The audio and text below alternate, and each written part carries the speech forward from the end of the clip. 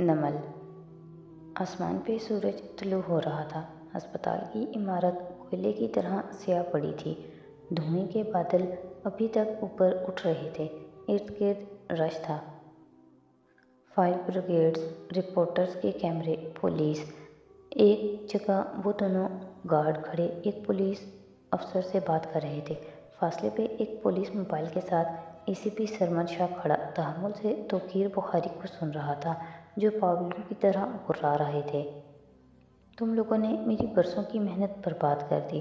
اپنے بچوں کی طرح خیال کیا تھا اس عمارت کا میں نے۔ ڈاکٹر صاحب آرام سے۔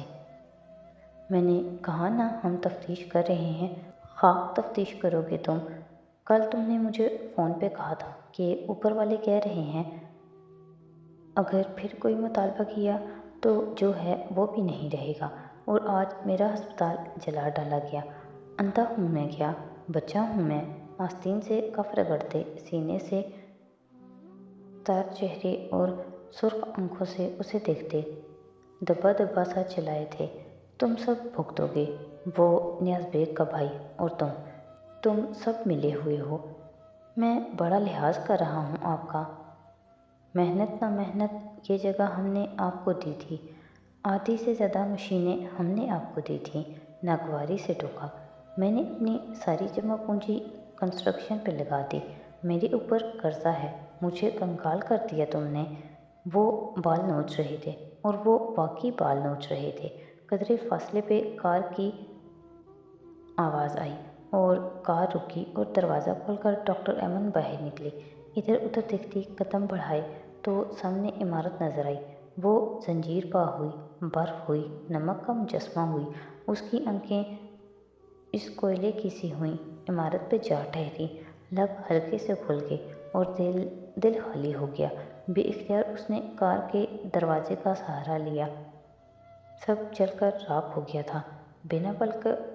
بنا پلک جھپکے وہ اس عمارت کو دیکھی جا رہی تھی۔ اس کا رنگ پیلا زرد ہو رہا تھا اور کانوں کے ہیرے ویسے ہی جگمگا رہے تھے۔ اس شام ڈاکٹر ایمن بہت تھکی نڈھال سی اپنے لاؤنج میں اندھیرا کیے بیٹھی تھی۔ گھر خالی تھا، بچوں کو نانی کی طرف بھیج دیا گیا تھا اور ڈاکٹر توقیر تھانے گئے ہوئے تھے۔ وہ بیزار پیر اوپر کیے یک ٹک بیٹھی خلا میں دیکھ رہی تھی۔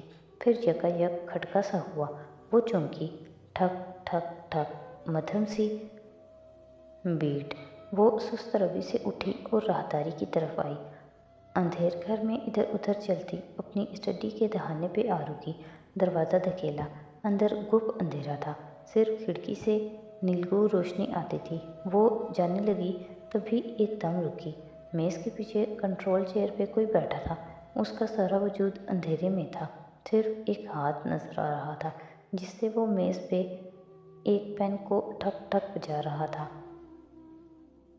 پنجاب پریزن کے 4 سی ہوتے ہیں: کنٹرول، کسٹڈی، کیئر اور کرکشن۔ تاریکی میں بھی وہ اس کی آواز سن سکتی تھی۔ وہ بت بن گئی۔ ریڑھ کی ہڈی میں سنسنی خیز لہر دوڑی۔ کانفیڈینشیلٹی کے 5 سی ہوتے ہیں جن کے تحت پریویلیج توڑا جا سکتا ہے۔ آپ کو یہ 9 کے 9 سی یاد تھے، مگر مجھے صرف 1 سی کا علم ہے۔ وہ چھوٹے چھوٹے قدم اٹھاتی آگے آئی۔ پلکیں جھپک کر اندھیرے میں آنکھوں کو عادی کیا تو منظر واضح ہوا، اور وہ سی ہے کاربن۔ وہ آگے ہوا۔ نیلی روشنی میں فارس کا چہرہ واضح ہوا۔ اس پہ سرد سی مسکراہٹ تھی اور آنکھوں میں تیش تھی۔ وہ آگے آئی اور آگ اور برف ایک ساتھ دیکھ رہی تھی۔ وہ کاربن نہیں جو آپ کے کانوں میں ہے۔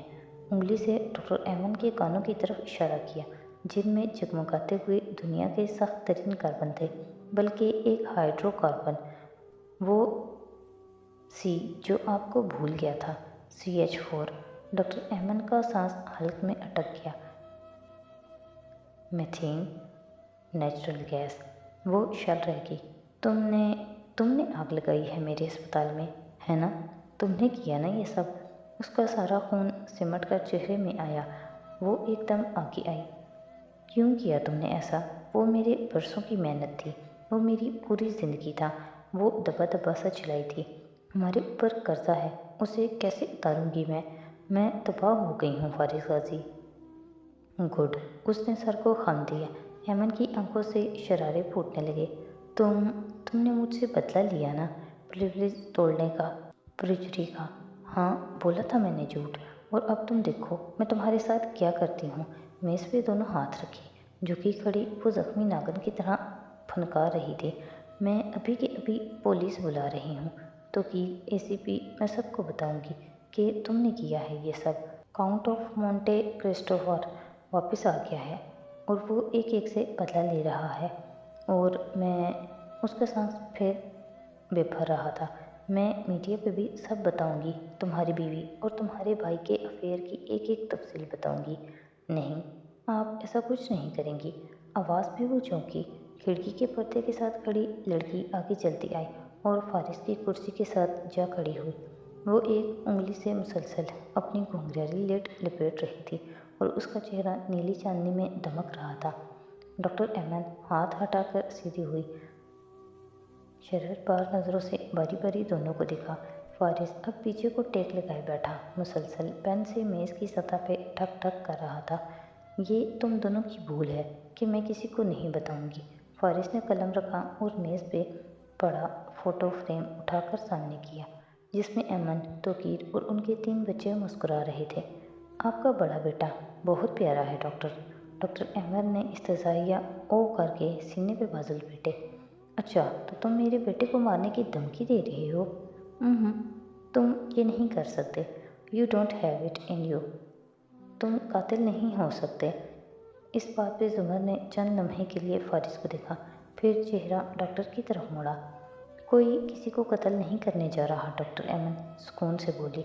मगर मसला ये है कि आपके ड्राइंग रूम में 2 सर्विलेंस कैमरे लगे हैं। डॉक्टर एमन ने बेयकीनी भरे गुस्से से उन्हें देखा। तुम लोगों ने मेरे घर में कैमरे लगाए हैं? अच्छा, तो क्या रिकॉर्ड किया है तुमने? एसीपी और हमारी बातें? हम ऐसी मुलाकातें घर पे नहीं करते। हम यही रिकॉर्ड करना चाहते थे, लेकिन हमने कुछ ज़्यादा दिलचस्प रिकॉर्ड किया है। कहते हुए जुमर ने अपने स्मार्ट फ़ोन की स्क्रीन रोशन की। नीम अंधेर कमरे में रोशनी चमकी। स्क्रीन उसके सामने लाई। ऐमन की आंखें उस पर झुकीं। ये आपकी और आपके बहनोई की एक गुफ्तगू है। उसने प्ले नहीं किया, सिर्फ स्टिल इमेज नज़र आ रहा था। मगर डॉक्टर ऐमन का चेहरा एकदम सफ़ेद पड़ने लगा। उसने बेयकीनी से जुमर को देखा, कुर्सी की पुश्त पे हाथ रखा। जैसा कि मेरे हस्बैंड ने कहा, आपका बड़ा बेटा बहुत प्यारा है, मगर वो सिर्फ आपका बेटा है, डॉक्टर तौकीर का नहीं। स्क्रीन सामने लहराई। उसका बाप आपकी बहन का शोहर है। ओह, डॉक्टर तौकीर को तो इल्म नहीं है ना इस बात का? डॉक्टर ऐमन कुर्सी की पुश्त पकड़े पकड़े झुकी, चंद गहरे सांस लिए, फिर सामने बैठी। उसका चेहरा वो नहीं था जिसके साथ वो अंदर दाखिल हुई थी। फारिस दोनों हाथ बाहर मिलाए मेज़ पे आगे को हुआ, उसकी नीम मुर्दा आंखों में देखा। कुदरत का एक असूल है कि जब कोई किसी पे ऐसा इल्ज़ाम लगाता है जो उसने ना किया हो या तर्क कर चुका हो, तो मरने से पहले वो खुद उसमें ज़रूर मुलव्वस हो जाता है। उसकी आंखों में झांकते फारिस की नज़रों में तपिश भरी।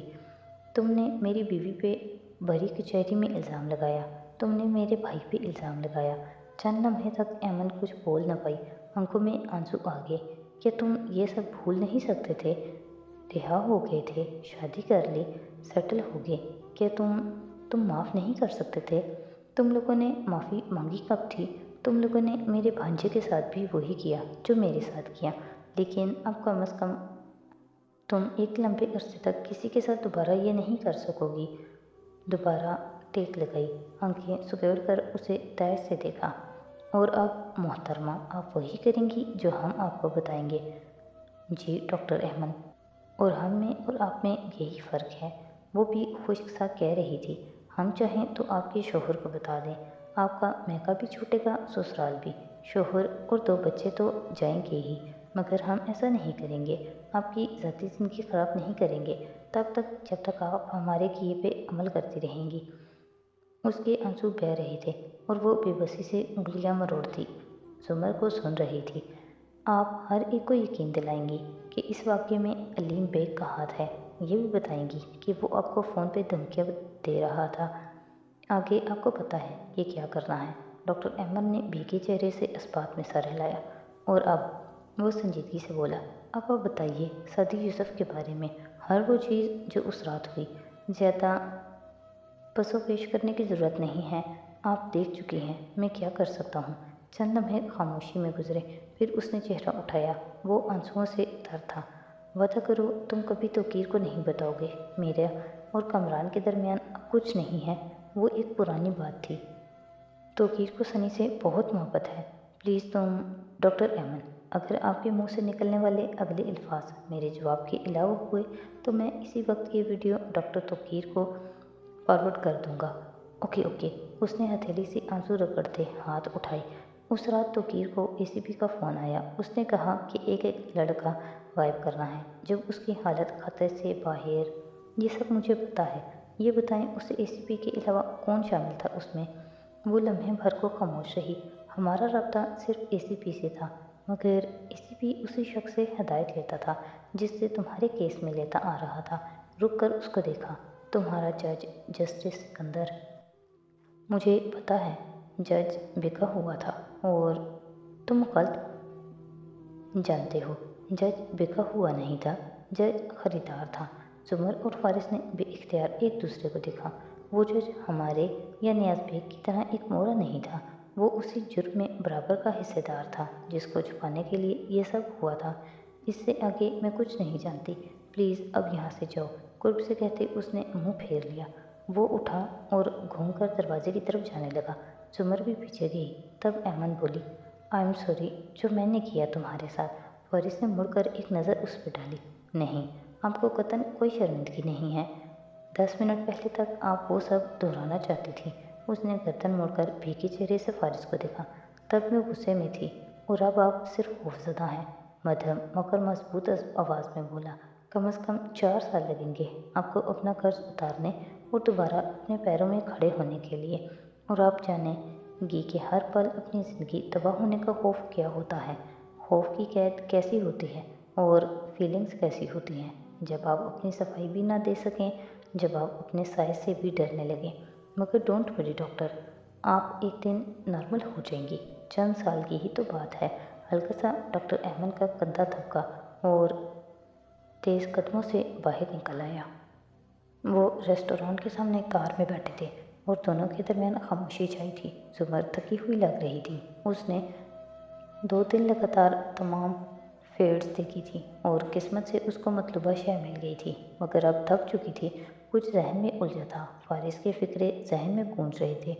गुनहगार लोग अपनी बेगुनाही पे ऐसे पुरएतमाद नहीं होते। उफ जुमर, बस कर दो, उसके हक में कोई सफाई नहीं।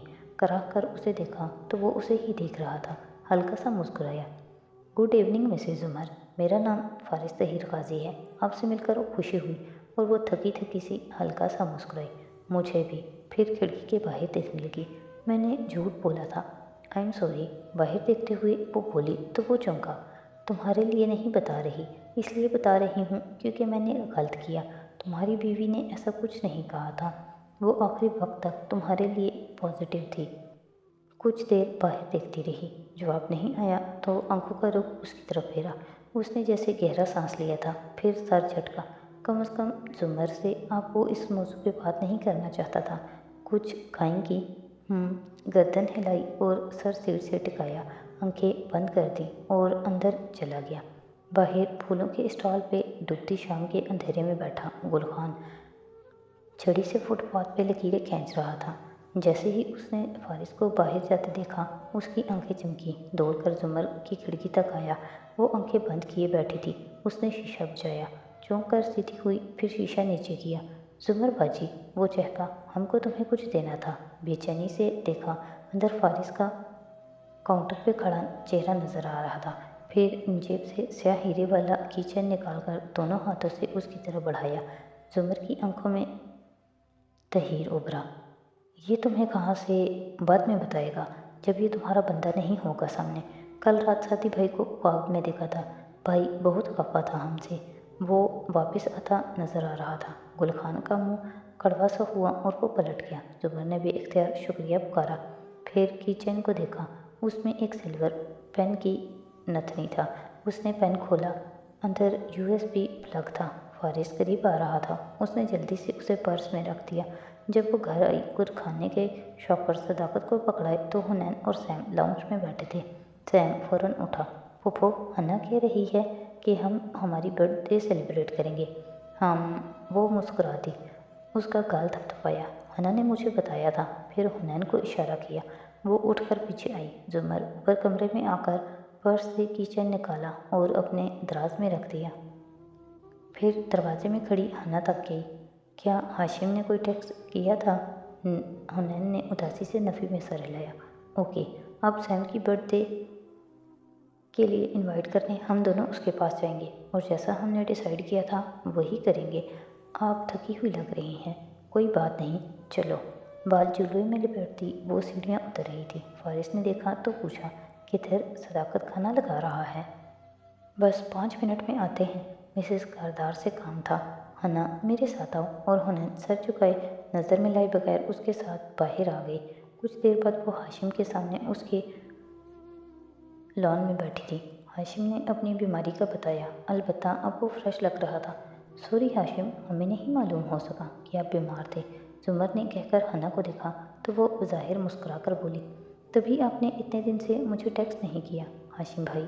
اور وہ جو مسکرا کر کچھ کہنے جا رہا تھا چونکا، زمر کو دیکھا اور پھر ہنا کو۔ ہاں، میں بس آرام کرتا رہا، البتہ وہ قدرے غیر آرام دہ ہوا تھا۔ اسے ہمیشہ لگا تھا کہ یہ ایک چھپی ہوئی چیٹ ہے، مگر زمر واقف تھی۔ منظرنامہ بدلنے لگا۔ اسی لیے میں نے ہنا سے کہا کہ ان کی خیریت پوچھتے ہیں، ورنہ تمہیں یا ساتھی کو وہ جواب نہ دے یہ ممکن ہی نہیں۔ وہ مسکرائی۔ ہاشم جبراً مسکرایا۔ اچھا ہاشم بھائی، پھر آپ کل آ رہے ہیں نا سیم کی سالگرہ پہ؟ حنین کے دل میں اذیت ہی اذیت تھی، مگر وہ زمر کی ہدایت پہ عمل کرنے پہ مجبور تھی۔ ہمیں اس کو یقین دلانا ہے کہ یہ کوئی چھپا ہوا افیئر نہیں ہے، بلکہ اس سب سے واقف ہیں، تاکہ وہ کبھی زندگی میں تمہیں یا فارس کو بلیک میل نہ کر سکے۔ ہے نا، کل میرا ایک ڈنر ہے، مجھے وہ کینسل کرنا پڑے گا۔ تو بس آپ ڈنر کینسل کریں، زمر رسان سے بولی۔ وہ دونوں بہت اپنائیت سے اصرار کر رہی تھیں۔ منظرنامہ واقعی بدل رہا تھا۔ حنین نے زمر کو بتا رکھا ہے تو فارس، او پلیز نہیں۔ اوکے، اسے پورا منظرنامہ جاننا تھا، سو مسکرایا۔ میں کرتا ہوں۔ کال ملا کر موبائل کان سے لگایا۔ کل کے ڈنر کی ریزرویشن کروا دی ہے؟ چلو یہ اچھا ہو گیا۔ ہاں، اسے پرسوں پہ رکھ دو، کل میری فیملی میں ایک ڈنر ہے۔ Okay, thank you Halima. Mobile رکھ کر مسکرا کر انہیں دیکھا۔ چلیں، شکر ہے حلیمہ نے ابھی انویٹیشن کال نہیں کی تھی۔ وہ بالکل بے خبر کہے جا رہا تھا اور سامنے بیٹھی حنین کی ٹانگوں سے جان نکلنے لگی۔ زمر کی رنگت زرد پڑنے لگی۔ وہ دونوں یک ٹک ہاشم کو دیکھ رہی تھی۔ پھر زمر ذرا سنبھل کر مسکرائی۔ یہ کون تھی؟ آپ کی کسی ڈیٹ کو تو ہم نے خراب نہیں کر دیا؟ ارے نہیں، یہ حلیمہ تھی، میری سیکرٹری۔ ہنس کر سر جھٹکا۔ اور اگر پیچھے مڑ کر دیکھو اور سوچو کہ وہ کون سا لمحہ تھا، وہ ایک لمحہ جس نے انصاف اور انتقام کی وہ جنگ شروع کی تھی، جس نے ان سب کی زندگیاں بدل دی تھیں، تو وہ یہی لمحہ تھا جب ہاشم نے کہا تھا، یہ حلیمہ تھی، میری سیکرٹری۔